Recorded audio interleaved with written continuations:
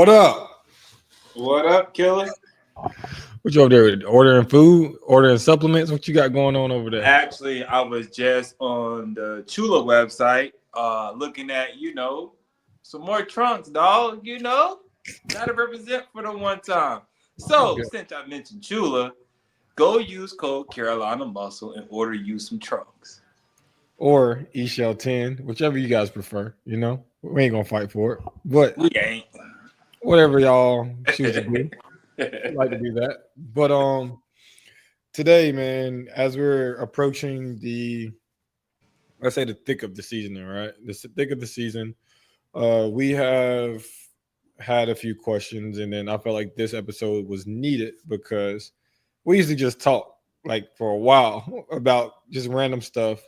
But a lot of things that I have seen in the game is like the mental aspect of the sport, whether it's your mentality about how you approach things or your mentality on the gym. I know you do a really good job at posting content about that. I'm trying to get in my bag with that as well.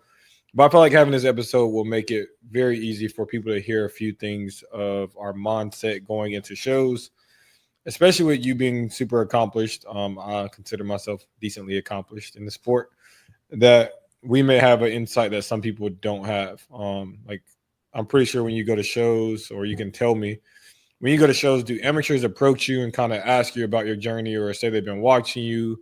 And do you ever give them any mental nuggets or gems that go along with that? Truth be told, whenever I do go to shows, amateurs don't even know who I am. So, I mean, if we want to be completely honest, but it be some of the pros, man. Prime example, the show I did a couple of weeks ago down in Clemson. It was a pro classic guy. Me and him was chopping it up or whatever, and he was like, "Yeah, I'm trying to, qualify for the Yorton or whatever."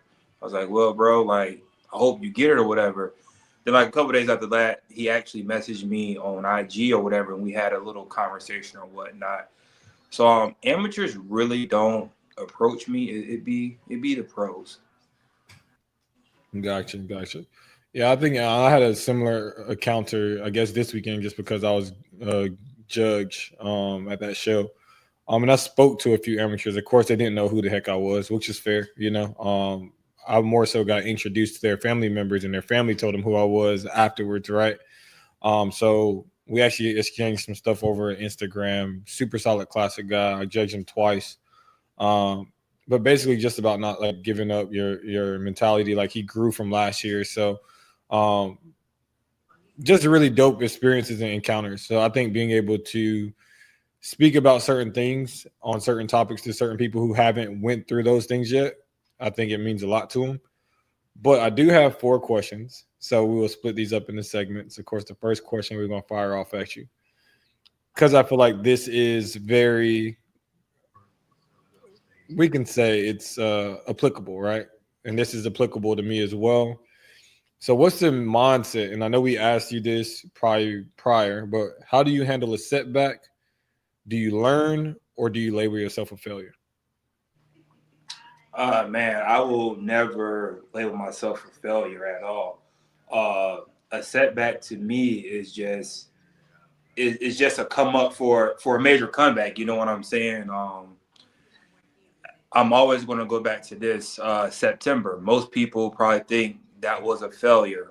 At one point in time, when I stepped off stage, I was like, "Damn, I failed," but I didn't fail. That was just a lesson, man. A lesson that's going to drive this engine. That's going to drive me mentally to get better, so I will never be back in that position again. So that's just how I look at it. I don't think anybody ever failed. The only time you fail is if you don't pick yourself up and try again. That's the only time you fail. How you feel about that? Do you No, think definitely. you've ever failed? Yeah, I felt plenty of times, but I think like it sounds cliche, but when they say the only time you ever fail at something is when you didn't learn a lesson from that failure, you know what I mean? So I think a lot of people saw me placing runner up at the Yorton multiple times or losing shows as a failure. I really didn't, because I realized like each and every show that I'm able to look back and say, hey, I could have did something better, or I could have did this better. which propelled me to being a better athlete. Yeah, at the end of the day. So setbacks happen, and I think we all should appreciate setbacks because I think they're all needed. Like I think sometimes, like you be seeing on Instagram, people will talk crazy crap till they get punched in the mouth, and then they're like, you know what? Maybe I shouldn't be doing this anymore, right? So I just think setbacks are necessary on all journeys, not just bodybuilding, maybe even in life, because there's things you have to learn through those setbacks. So definitely agree. Never will label myself a failure. So well, let me rewind because people think they failed on that Saturday when they don't get the placement they want. Mm-hmm. But there's definitely signs leading up to that Saturday that you failed. Did you follow your meal plan? Probably not. You failed, right? Did you give all you had in the weight room? Probably not. You failed. Mm-hmm. But you get to that Saturday, and that's when you want to hang your head down low and be like, man, no, you already failed before you even stepped on stage. So that's another aspect to look at it also. That's a big point because I think like even that, like, I mean, we are not perfect athletes. We can say when the days we failed on our diet, we can say the days we failed on our cardio. I think failure only leads to when you control the variables. Because like when you go onto stage, you don't control that variable. So you can't necessarily fail, because that is outside of your hands. But I think like the stuff you're talking about, like the cardio, the working out, like, oh man, I'm gonna just skip this last workout because I ain't really feeling it today. That's you feeling yourself. Like you control that variable. So I like that thought. I like that thought. Okay. I like that thought. All right. Let's hit this first call out real quick. Been a while since we showed the graphic.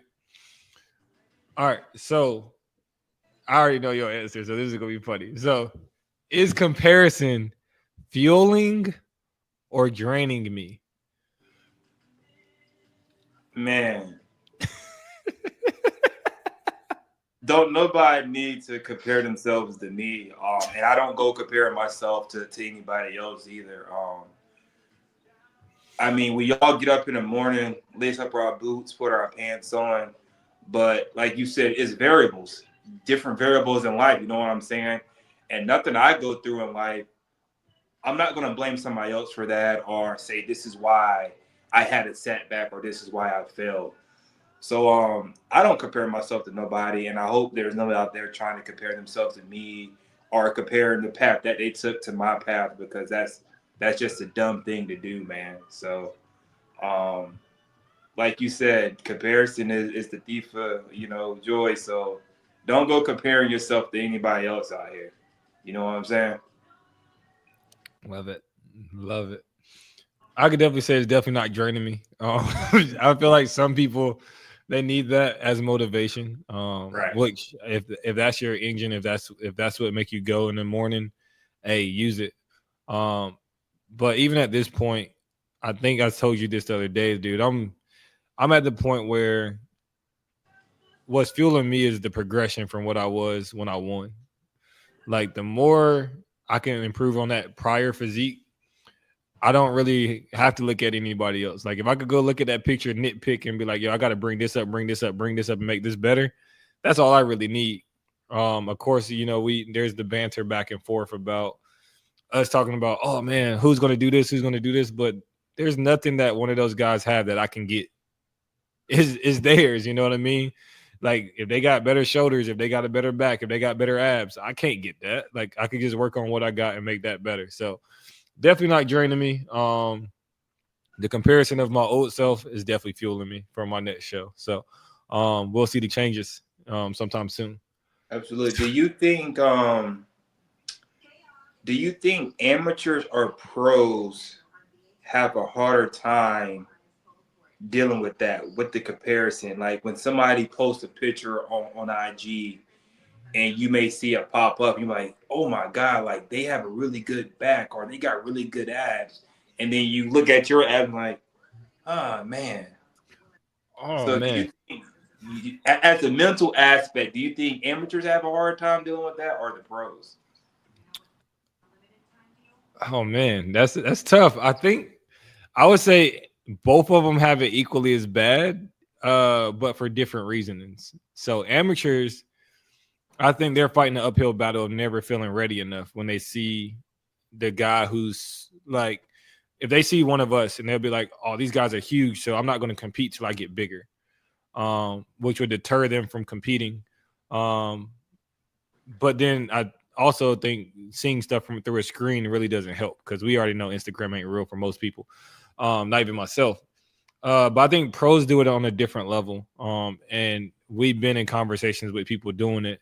So it's just like, I think those conversations is a competitive aspect, but I think they're doing it more so to fuel themselves. So I think from the amateur level, it's more like an inspiration, but it's also a deterrent.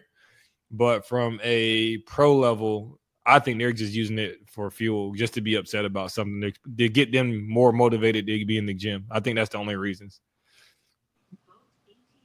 Okay. So I know this one's might pull on the heartstrings. So, I'm going to ask this one.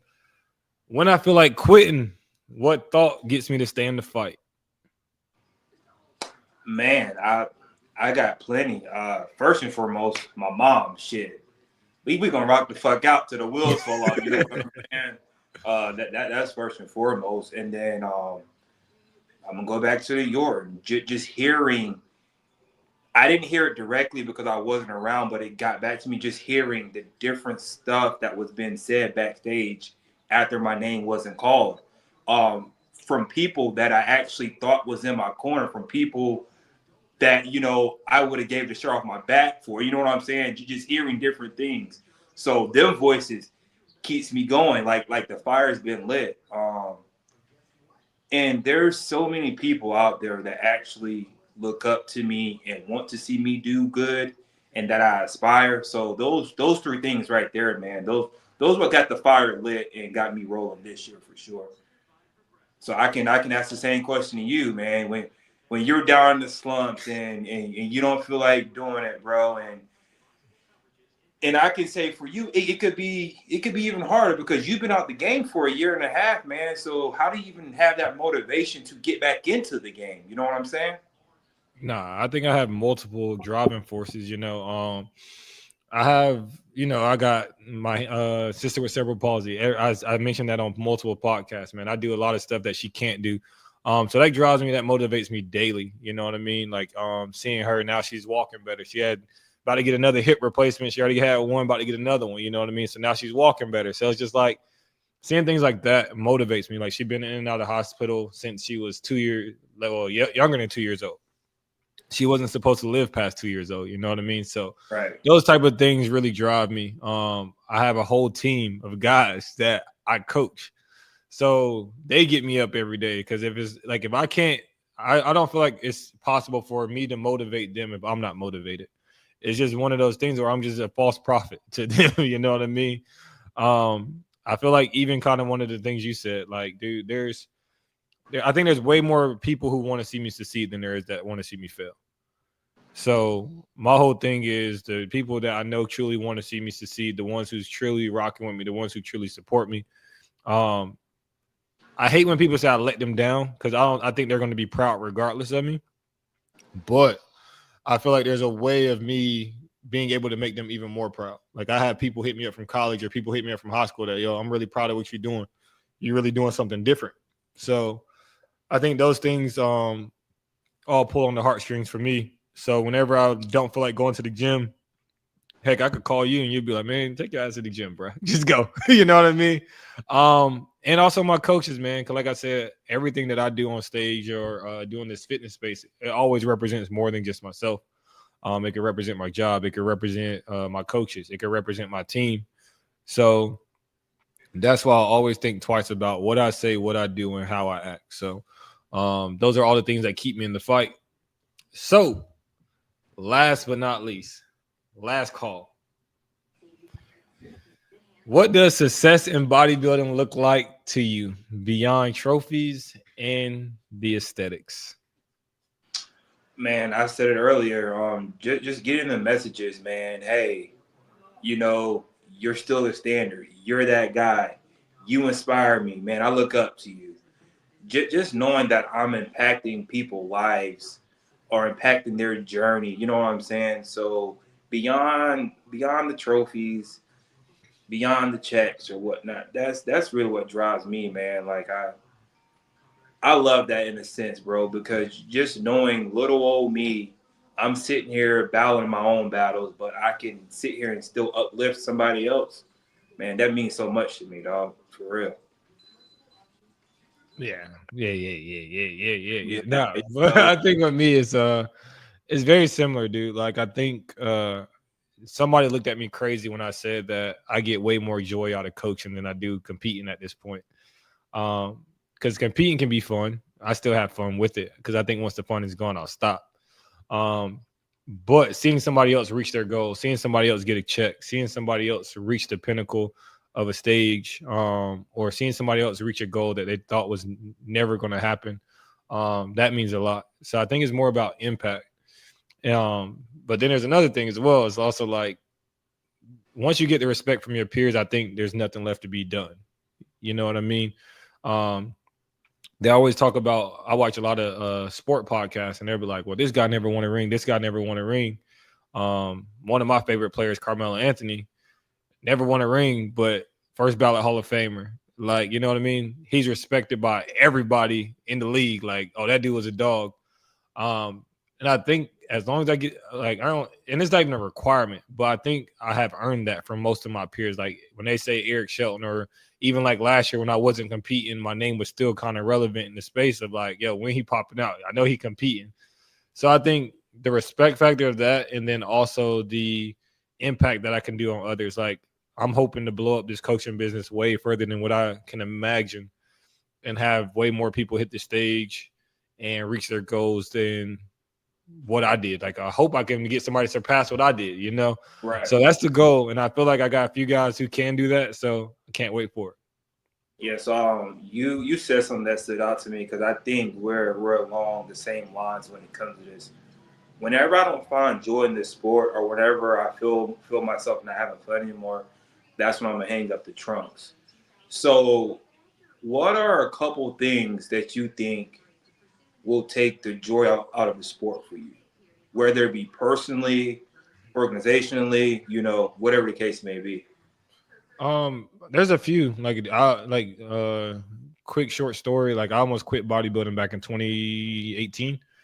Bodybuilding felt like a job to me. Me and my coach was at odds. Not the coach I have now, was at odds. The process I was doing was way wrong. It almost seemed like a task, and going to the gym is fun for me. So whenever it became like a task or a job, I was doing like 3 hours of cardio a day. Like it was stupid. Like it was stupid. So I think things like that.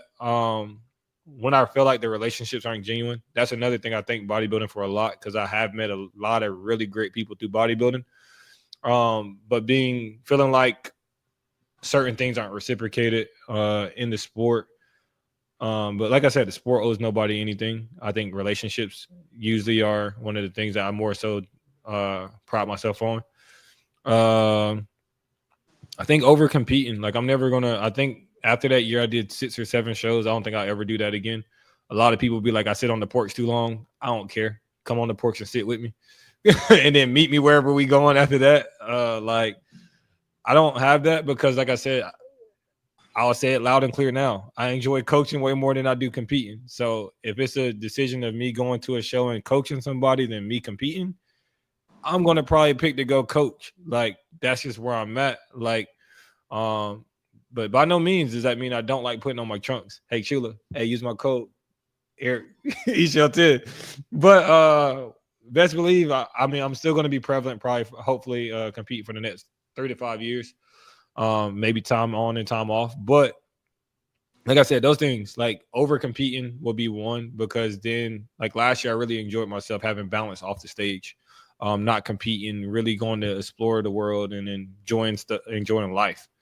But those are the main things. Like as long as I can keep it balanced, as long as I can have fun, have a real life outside of this, I think that I will keep the joy for the sport. Okay. What about you? What will drive you out of this sport? You know you're a spring chicken. You about 37 years old. What's going to keep you in the sport? Quit trying to age me. I'm not 37.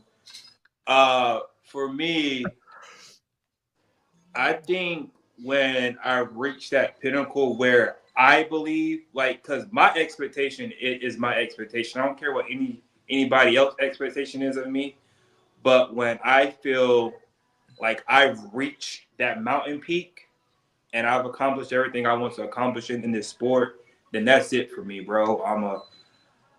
I might pull a Kobe. I might have me a Pharrell tour at the end of it, and make them big announcements. Hey, I'm going here, here, and here. If you want to catch me, come on, because this is it for me. But once I reach what I really want to reach and accomplish in this sport, then on a personal level, I think I'm gonna be done. Well, I know I'm gonna be done. I have nothing else to prove to nobody, and I won't have anything else to prove to myself. As far as like organizationally, man, I think, whew, I just keep it easy and say judging. Like I think that would drive me out the sport. Like if we can't get on one accord with the judging and the criteria, I mean, what's the point? Like, what are we doing here? So I think those would be my two major things right there. Because we don't do it for the checks, because at the end of a show you may break even if that. So we're not doing it for the money. So for just curious, because you said something, and then we'll wrap after that. Do you have those expectations already written, or are they? What am I looking for? Are they fluid? Yeah, I mean, I'll let you see it real quick. As you can see, I got a blank spot right there, right in that corner. Uh-huh. Okay, that's it. That's it. So it's not fluid. So there's nothing like if that. When that happens, there's not anything else that you feel like you will go after. Like it's not fluid. Like say for example, 2 years go down the road and crazy show pop up. You wouldn't come out of retirement. No, bro, because I mentally, physically, I know I can do it. Like I'm always going to be in great shape. Just mentally, bro, I've been doing this shit since 2016, bro. I have not took a break since 2016. You're talking about competing every year for the last 9 years? Oh yeah, nah. I have not had an off season. If you want to count COVID year as an off season, then cool.